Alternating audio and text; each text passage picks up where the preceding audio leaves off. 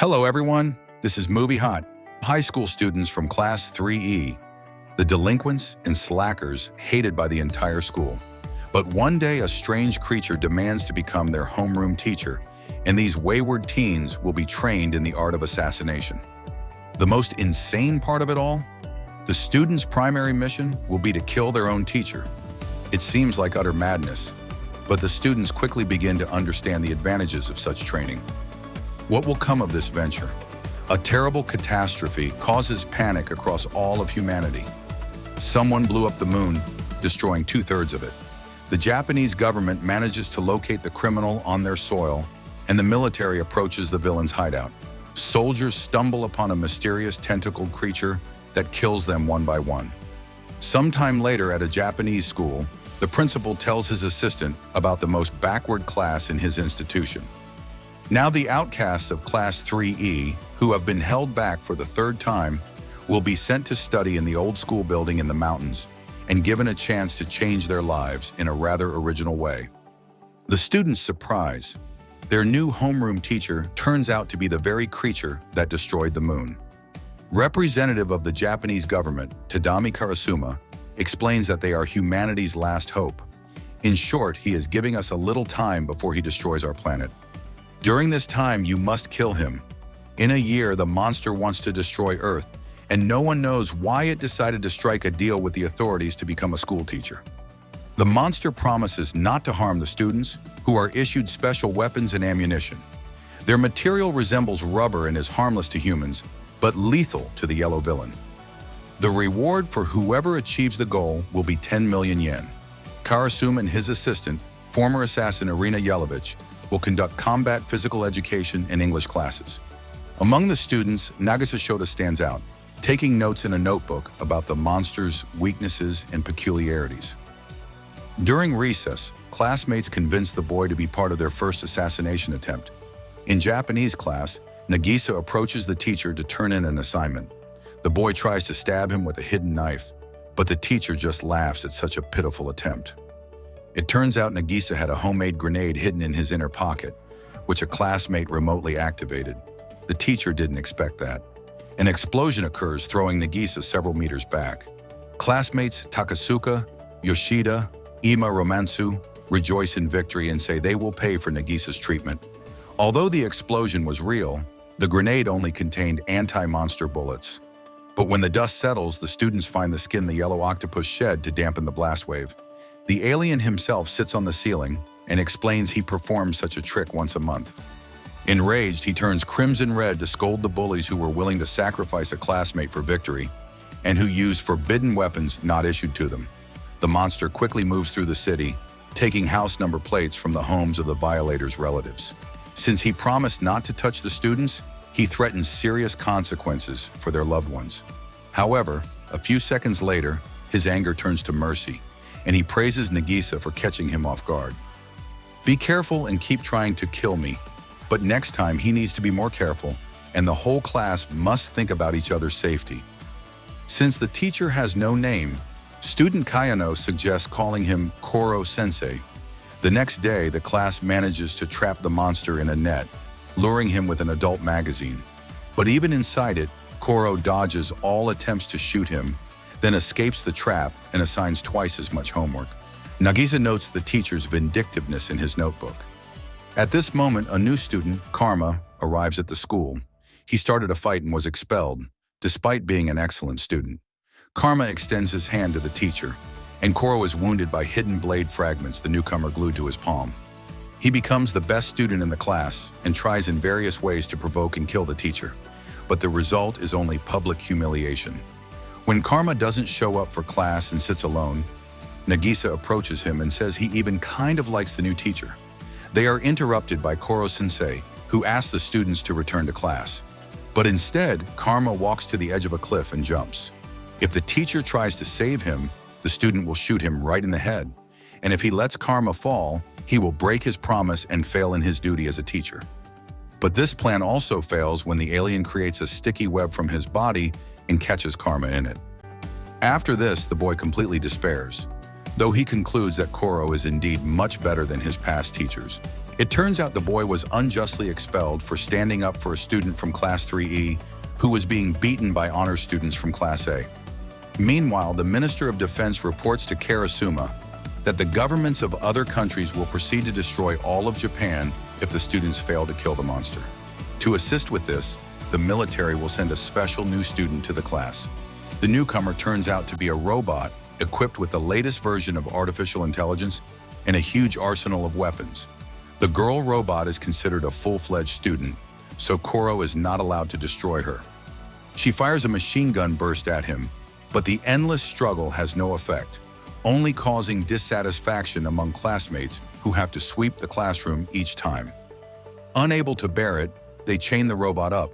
The teacher advises the newcomer to befriend the class and gives her dossiers on the students. The robot develops an app that will help classmates with their studies. This pleases everyone, and Kayano gives the machine the name Ritsu. When the next lesson begins, a silver-haired boy, Itona Horibe, comes through the ceiling into the classroom. His bodyguard Shiro in a white cloak also enters through the door. The arrogant Itona immediately challenges Koro-sensei to a duel. The teacher stands opposite the student, and with his very first attack, Itona cuts off one of Koro's tentacles. It turns out he also has tentacles growing from his head. It seems they are relatives, and Sensei begins to remember something from his past and flies into a rage. The boy continues his attacks. Koro counters them by shedding his skin, which takes a lot of energy. His severed tentacles no longer regenerate as easily as before. It seems the teacher is about to lose his life, and Nagisa realizes he has grown very attached to Sensei and doesn't want him to die. But then Koro figures out how to use Nagisa's knife to damage his kinsman's tentacles. He wraps Itona in the shed skin and throws him out the window. Shiro carries away the defeated boy, promising to return. His cloak is also made of material that hurts aliens. Nagisa and Kayano ask why Koro decided to become the teacher of their class. He replies that he promised it to an acquaintance, but refuses to say more. Besides, when he destroys the planet, it won't matter anymore. If you are capable of saving this planet, then you can find out the truth for yourselves.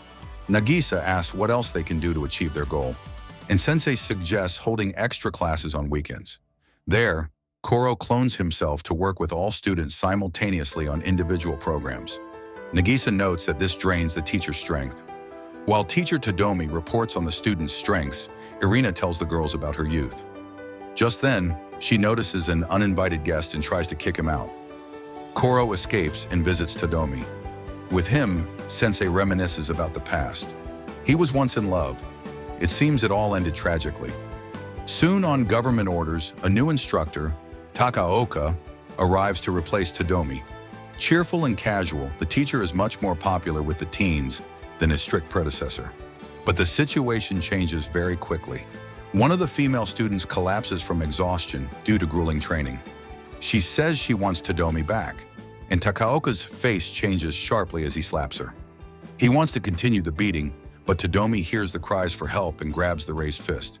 Takaoka demands that Todomi pit his best student against him in a duel. The new coach will fight bare-handed against a schoolboy armed with a real knife. If the student can catch Takaoka off guard, the teacher will admit defeat and leave the school. To everyone's surprise, Todomi chooses Nagisa for the fight. Although the boy isn't notable for his strength or agility, the teacher knows he has an innate talent for assassination. While Takaoka loudly declares he'll crush the kid like a cockroach, the unassuming Nagisa slowly approaches the coach with a smile on his face. This throws the opponent off, and the next second he's on the ground with a knife at his throat. The man demands a rematch, but Nagisa refuses because he knows he'd lose. The boy politely asks the coach to leave. A deal is a deal, and Takaoka leaves in a rage. Classes continue. One day, the school roof leaks, and Koro's head swells up from absorbing too much moisture. Suddenly, student Okuda steps forward with a cup. "This is poison. I put my whole heart into making it. Please try it." Unexpectedly, the teacher praises the girl for her honesty and drinks it all. His head takes on different shapes and changes color, but that's it. Koro promises to help make another poison that will actually be able to kill him. However, after drinking it, Sensei's body merely changes shape, becoming very thin and sinuous. Okuda is upset that the teacher tricked her, but he replies that thanks to her efforts, the girl has advanced greatly in chemistry. The students are frustrated and say that if Koro doesn't hold back, they'll never be able to kill him. Sensei again emphasizes the importance of diligent study. A real assassin must know and be able to do a great many things. The other teachers agree that for success, there must always be a plan B. As proof, Koro flies into space and returns with the satellite the military wanted to use to finish him off. Sensei announces a midterm exam. Based on the results, the best students will be able to destroy one of his tentacles. He demonstrates that with each lost limb, his clones become smaller and start to resemble children. This motivates the students of Class 3E, who aren't used to hitting the books.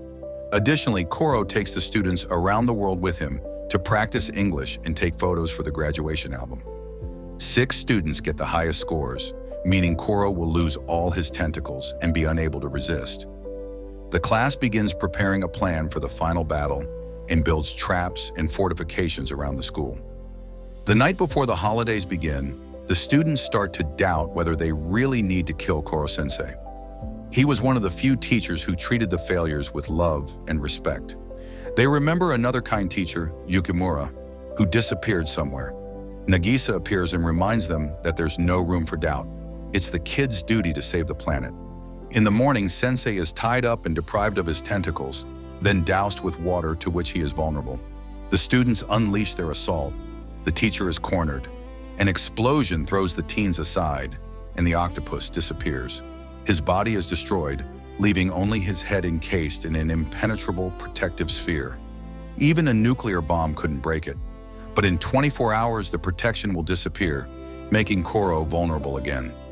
The students want to dunk the sphere in a bucket of bullets, but Koro says he will simply set off an explosion at the end of the day that will protect him from contact with them.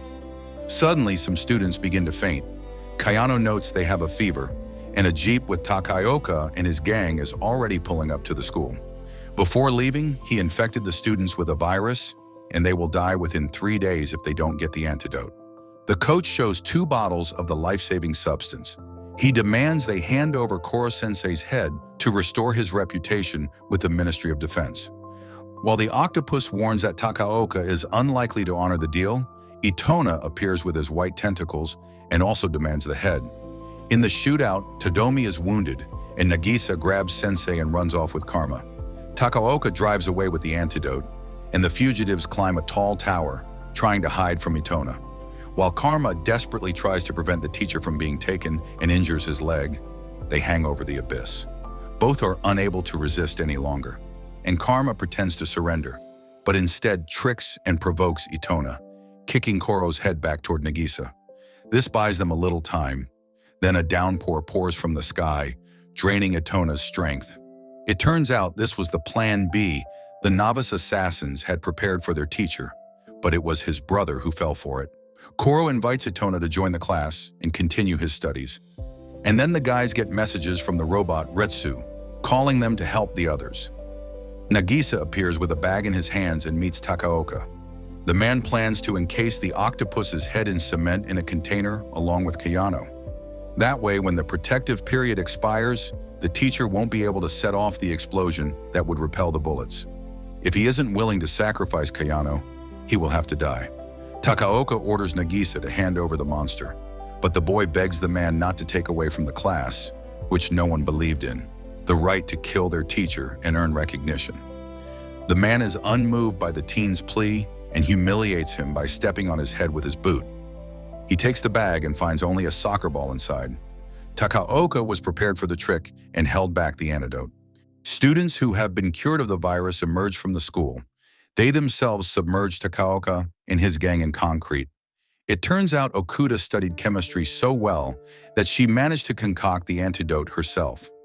Koro praises the whole team for their brilliant plan, especially highlighting Nagisa's acting skills. Military helicopters appear on the horizon, taking everyone to the base. There, a special dome awaits the monster, where he will meet his death. We only managed to achieve this thanks to you, the class of professional assassins. The entire world is in your debt, says Karasuma. Koro-sensei delivers his final words to his students via video link.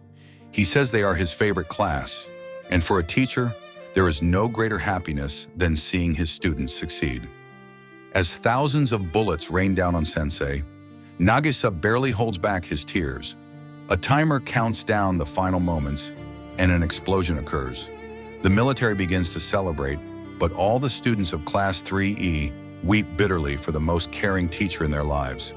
But then, from behind Nagisa, familiar yellow tentacles appear, handing the boy a tissue. Koro-sensei remembers his beloved Yukimura, who died in his arms. She was surprised that his hands had turned into tentacles, but she wasn't afraid and accepted him. This memory gives him one last smile. The young assassins continue their training to one day finally take down their elusive sensei. However, the school's mysterious principal is displeased that Class 3E is no longer underperforming. They are failures, rejects. Thanks to that smiling monster, the situation has changed, he says, demanding intervention. As always, find the movie title in the video description. And for now, write in the comments what you think. Why does the principal need a class of failures in the school? And don't forget to subscribe to the channel and like the video so that great stories keep coming.